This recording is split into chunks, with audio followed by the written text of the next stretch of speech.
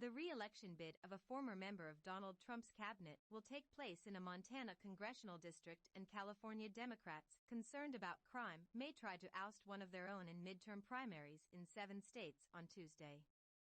In South Dakota, New Jersey, Iowa, Mississippi, and New Mexico, voters will also cast ballots in nominating contests that will establish the competitive field for November 8's elections, which will determine control of Congress for the next 2 years.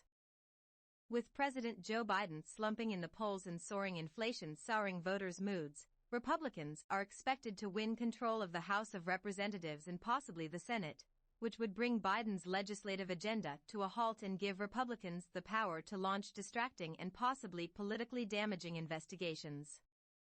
In Montana, Ryan Zinke, who served as Interior Secretary under Republican former President Trump, is running for a newly created House seat that the state gained thanks to population growth and the once-a-decade redistricting process. Zinke, who served in Congress previously, faces 4 Republican challengers, some of whom claim that he is too liberal or lacks commitment to the state because his wife's residence is in California. Zinke was accused in an Inspector General report this year of using his position as head of the Interior Department to advance a development project in his hometown and lying to an ethics investigator. He has denied wrongdoing.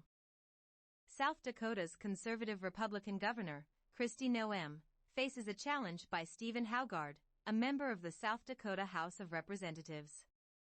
Noem has been mentioned as a possible vice presidential running mate if former President Donald Trump seeks election again in 2024, or as a White House candidate in her own right if he does not.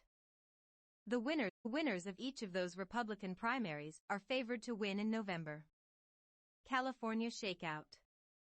A pair of races in California will also illustrate liberal-leaning voters' frustrations with spikes in homicides and gun violence.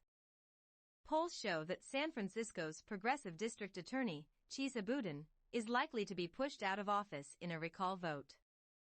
A replacement would be chosen by the city's mayor, London Breed, a Democrat who has criticized Boudin but has not taken a stance on the recall. In Los Angeles, Rick Caruso, a billionaire developer and former Republican, is battling U.S. Representative Karen Bass and a host of other liberal candidates in the mayoral election. Caruso, who has spent more than $30 million of his own money in the campaign, made crime the centerpiece of his candidacy in a city that saw homicides reach a 15-year high in 2021. That forced Bass, a longtime progressive champion in Congress, to move to the center and pledge to put more police on the streets. Caruso and Bass could be headed to a runoff, polls show. New Jersey, Iowa challenges. Republicans in New Jersey and Iowa will also be picking challengers to embattled incumbent House Democrats, Representatives Tom Malinowski in New Jersey and Cindy Axne in Iowa. Tom Keene Jr., the son of popular 2-time Governor Thomas Keene, heads a crowded Republican field to challenge Malinowski. Malinowski, a 2-term incumbent who entered Congress by flipping a Republican seat in 2018, won re-election by defeating Keene by 1.2 percentage points in 2020. Since then, his prospects have been weakened by redistricting and by a House ethics investigation after reports that he failed to disclose hundreds of thousands of dollars in stock trades. It was a nail-biter in 2020 and his district has become a little more favorable for Republicans. So it's going to be a significant challenge, said Benjamin Dworkin, director of the Rowan University Institute of Public Policy and Citizenship.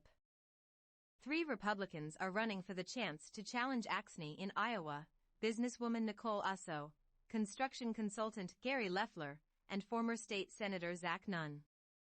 Nunn, the only Republican candidate with elective experience, has earned the endorsements of high-profile party leaders such as former Secretary of State Mike Pompeo and several